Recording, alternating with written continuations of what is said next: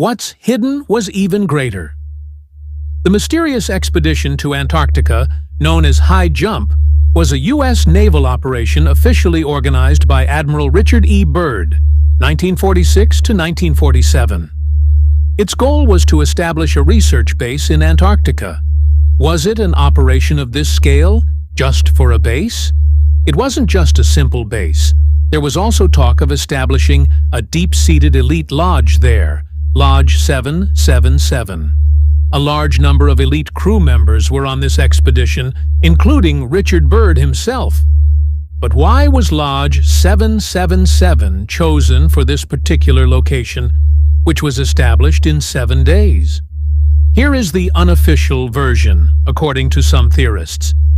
Theorists believe that this expedition aimed to find the edge of the world, a giant ring of ice surrounding the Earth, hence the name High Jump.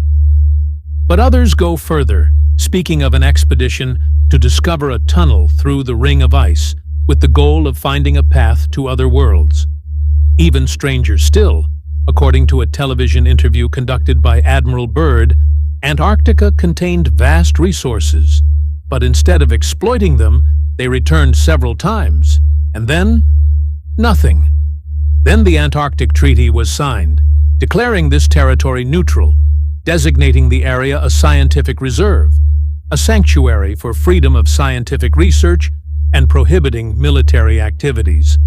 Whatever the case, this was a massive undertaking. Here are more details about the High Jump.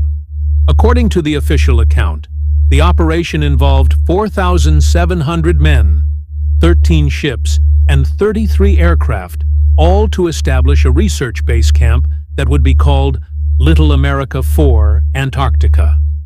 According to the U.S. Navy's report on the operation, the objectives of the High Jump were to train personnel and test equipment in extremely cold conditions, to strengthen and expand U.S. sovereignty over as much of Antarctica as possible, a goal he publicly denied even before the expedition ended, to determine the feasibility of establishing, maintaining, and using bases in Antarctica, to study potential base sites, to develop techniques for establishing, maintaining, and using air bases on ice, with particular attention to the potential for later application of these techniques to operations in the interior of other regions, such as Greenland, where conditions are similar, to enhance the existing stock of knowledge about the electromagnetic, geological, geographical, hydrographic, and meteorological propagation conditions in the region.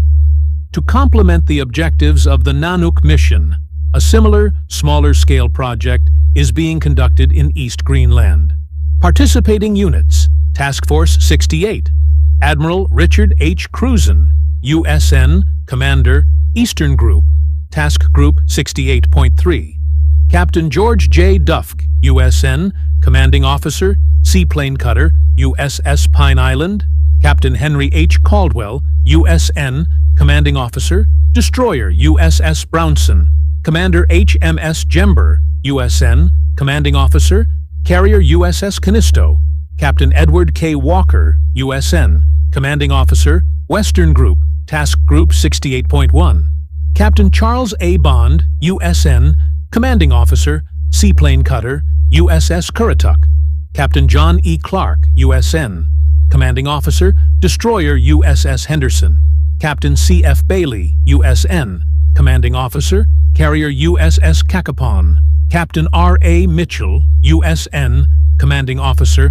Center Group Task Group 68.2, Admiral Richard H. Cruzen, USN, Commanding Officer, Communications Cutter and Flagship USS Mount Olympus, and Captain R.R. Moore, U.S. Navy, Commanding Officer, Supply Ship USS Yancey, Captain J.E. Cohn, U.S. Navy, Commanding Officer, Supply Ship USS Merrick, Captain John J. Horahan, U.S. Navy, Commanding Officer, Submarine USS Sinnet, Commander Joseph P. Eisenhower, U.S. Navy, Commanding Officer, Icebreaker USS Burton Island, Commander Gerald L. Ketchum, U.S. Navy, Commanding Officer, Icebreaker USS Northwind, Captain Charles W. Thomas,